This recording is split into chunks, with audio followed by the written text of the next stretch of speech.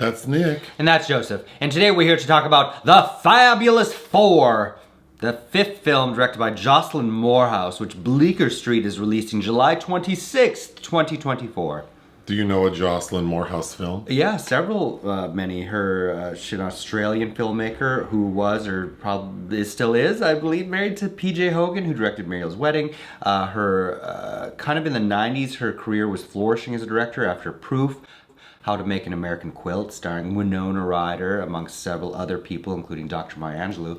1,000 Acres, which ended up being a kind of heavily edited adaptation of the famous Jane Smiley novel. And then in 2015, she did return to filmmaking with The Dressmaker, starring Kate Winslet and Judy Davis. Oh. What is The Fabulous Four about? It tells the story of two friends who travel to be bridesmaids in a surprise wedding of their college girlfriend. What's your pull quote? Conscripted is a more accurate adjective to describe the strained quartet of women simulating friendship in The Fabulous Four, a disappointing squandering of the talented legends in front of the camera, to crib from John Donne, who informed one of Ernest Hemingway's most notable titles, since he is a subtext in this film. Ask not for whom the bell tolls, it tolls for thee. Mine. It's depressing to know four actors of this caliber could not secure a better written script, a higher production, or a bigger budget. And there are so many associate and executive producers, including three of the leads. We recently reviewed Summer Camp. Yes. That had an impressive cast. Kathy Bates, Alfre Woodard, Diane Keaton. Mm-hmm. And I thought that movie was terrible. This is slightly better. Slightly. And then it made me think of like the book club movies. You've seen both. Yeah. The 80 for Brady. Mm-hmm. Those two are better. It's just this weird kind of not even, you can't say it's a cottage industry or a subgenre, but these films aimed at women of a certain generation that are comedies that all kind of fail miserably. I mean, where are the writers that know how to write these kinds of roles for women? It's certainly not these two much younger women that are screenwriters, Anne-Marie Allison and Jenna Milley, who previously wrote a film called Golden Arm. I don't know. It'd be nice to not see women of this age infantilized, because I don't know. Okay, the story. So we're told a few times these are lifelong friends, but really two of them went to college together, and those two are Susan Sarandon playing Lou, and Bette Midler playing Marilyn. So they went to college together and then moved to New York after college to start their careers. And that's where they met their two other friends who lived in the apartment next door. Megan Mullally plays Alice. And Sheryl Ralph plays Kitty. Okay, first I want to say all four women look fabulous. Yeah. Fabulous. And just for reference, what their current ages are, Bette is 78, Susan is 77, mm-hmm. Sheryl Ralph is 67, and Megan Mullally is 65. So they look very different in age. They do. That's like all of these movies, though. There's a wild kind of discrepancy in the ages of the cast. I think Megan Mullally and Sheryl Ralph look significantly younger than Bette Midler for sure. But they all look fabulous. Yeah. But immediately when they said that Bette and Susan met Sheryl and Megan when they moved to New York after college, my first thought was so you were in your early 20s, so were Megan and Sheryl 12? Were they runaways in a derelict apartment? Yeah, it just doesn't make sense. Another thing about this cat, a side note, is because I was commenting to you, and again, and you made a good point, that there just aren't a lot of films made for this women of this age group, but God, I would love to see the opposite the opposite formula of there's one notable black lady with a bunch of white ladies. I'd love to see the opposite and what that looks, what that's supposed to look like, because this is kind of shoved down our throat. But because the poster art is terrible. Sheryl Ralph looks like she's in Get Out. She looks like Betty Gabriel Get Out of that. Well, she's confused why she's in it. Mm-hmm. But she's one of the executive producers, right? Yes. So, but anyway, the story. So one day, Bette Midler calls Megan Mullally. And she's like, girl, I know I told you about this man I met at the DMV. We're supposed to get married like in 6 months, but I decided we're going to get married this weekend. I hope you can come. Megan says, yes, of course, and I'll bring Sheryl. And that's when Bette goes, oh, I wish Susan could be there. And Megan's like, well, you know Susan, she's busy, so I don't know. But Megan immediately goes into fight or flight mode and figures out a way to get Susan to show up. And so what she does is Megan and Sheryl trick Susan into thinking they're going to Key West to the Hemingway house to visit polydactyl cats because Susan Sarandon's character is obsessed with cats. Like she's a full-fledged cat lady. So they get there and surprise, Bette is there and Bette thinks Susan agreed to come to her wedding. So the next like 45 minutes is the women sort of trying to get along, calamitous things occur. Megan Mullally seems to be the one who's like trying to solve everyone's problems, specifically with Sheryl Lee Ralph and her daughter, and Susan Sarandon's love life. I guess. Susan meets two men, one of whom is played by Bruce Greenwood. And Bradley/Ted. You're saying Bradley/Ted because she meets him as Ted. Susan meets this man as Ted, and she really likes him. And everyone together finds out that Ted is also named Bradley, and that's Bette Midler's fiance. And the reason that's an extra gag is because the reason Bette and Susan don't get along is because like 50 years ago, after they graduated college, there was this guy she liked, and she and this guy and Bette and some other people were supposed to go to like a Woodstock-like concert, but Susan couldn't go because of work. And then Bette fell in love with the guy she liked, and they got married, and they stayed married for 48 years until that man died. And Susan is still mad about it. The script is horrible. It doesn't explain what Susan's been up to since then. It doesn't explain if they actually had a friendship during that time. To the audience, it seems like these two ladies haven't spoken in 48 years. Right. Well, it's unbelievable. I mean, clearly in this scenario, they're pussyfooting around it. But it's hard to believe that these women, again, everybody has petty stuff that they need to work through, but the way that it is presented here is just so one-dimensional. So, of course, Susan and Bette have a showdown at the wedding where they sort of work through their issues, but not really, because prior to that, they had a heart-to-heart, but then at the wedding, Bette gets mad at Susan again because Susan makes her cry, but then she decides to go through with this wedding, and as she's like in front of the reverend about to say I do, Bette says I don't. Like, we shouldn't be getting married. We barely know each other. And then the film just ends with like a musical number. Like a kind of a Bollywood musical number, yeah, where the two singers, Bette Midler and Sheryl Lee Ralph, decide to belt out a cover of Jimmy Cliff's I Can See Clearly Now the Rain Is Gone. With choreography. With choreo. That was pretty cringy. It was not necessary. Man, okay. For me, I'm not the target audience, but I really like all four of these women, and I don't know, this shit. Jocelyn Moorhouse also has a couple films that I think are really underrated. This makes Nancy Meyers look like Spielberg level. Okay, we have a lot to get through in a short amount of time. What do we know about the ladies? Megan Mullally, she's presented as like a very successful musician of some sort. Don't know if she's a background singer, an actual like talent, like artist. She had that gig with Gaga. But they talk about her, touring with Gaga, some other big names. She seems to live a lavish lifestyle. She wears all designer clothes, and she's horny for young men. Yeah. Then Sheryl Lee Ralph, we know, has a master's degree in botany. She owns and operates a cannabis farm.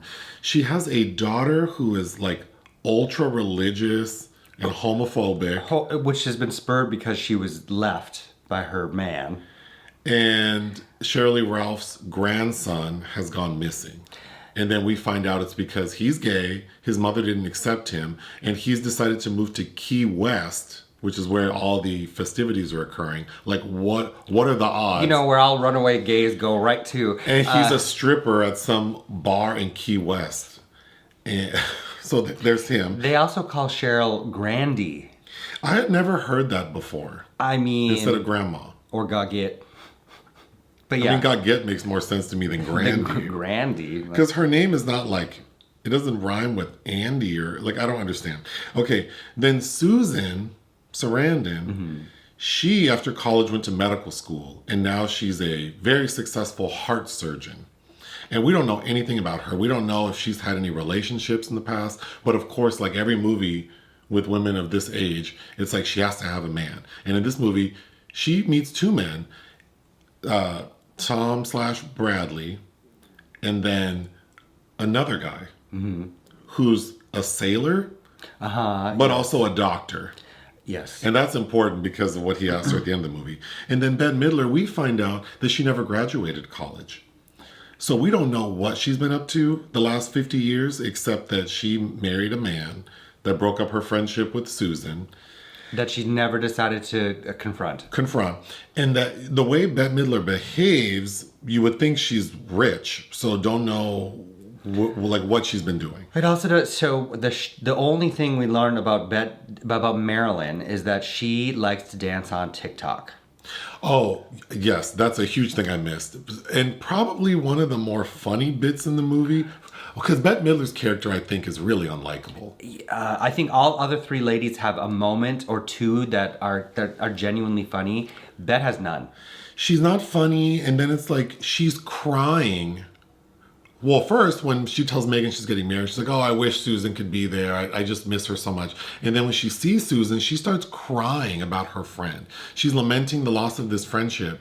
Ma'am, you are damn near 80 years old. In 50 years, it never occurred to you to call your friend and try to patch things up? This Madeline and Helen thing from Death Becomes Her you got going on. And then she's on TikTok, which there are funny clips of her, but aside, she's very like self-unaware, selfish. I don't even know why these other women even fool with her. But again, another key, I don't know if there were some people trying to input their own stank on their characters that didn't gel with the script, but we also meet Bette Midler. She's addicted to TikTok, but can't operate the iPad for her smart house. Yeah, she can figure out how to turn on the lights or I'll turn the sprinklers off, but she's like a genius at TikTok. Okay, I have to get through so many notes. At Susan's hospital, we see, it's really odd because we see that she has a male colleague who's about her age who's performing poorly. So the administrator of the hospital tells Susan, I need you to take over for him. And she does successfully. But then the administrator then approaches Susan like, is everything okay? Didn't you fully expect that to be like maybe they want her to retire? Oh, yeah, no. And it goes nowhere. Deja D is her colleague that it's clear wants to have Susan Sarandon's position. Or so it would seem. That was so odd and pointless. Okay, we meet Bette, as she's talking to Megan about the wedding, she's on a vibrating chair. And I just thought, this is a horrible start.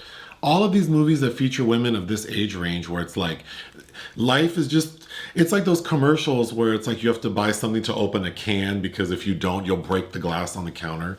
I just hate that. Helpless. They also have the ubiquitous scene about like sex toys. And so Bette Midler has given all the women like Kegel balls. And there's a joke about Susan needing to strengthen her pelvic floor. I just thought that was so hacky. Sheryl Lee Ralph they all look amazing, but Sheryl Lee Ralph looks especially amazing. This woman, if you told me she was 50, I wouldn't. She looks incredible. But a plot point, besides her daughter being homophobic and like a crazy religious fanatic, is that she wants her mom to move into a retirement home. It doesn't even, the joke doesn't make sense on any level, but then when you see the actor who's being asked to move to a retirement home, it's like, Sheryl Lee Ralph is more fresh than the woman playing her daughter. It doesn't make sense. The woman playing her daughter is also beautiful, and it's too bad that she had to play such a dumb character. But back up moments before that, we have one of Sheryl Lee Ralph's grandkids saying, Grandma Grandy, are you going to hell? Because we overheard Mama telling the pastor that.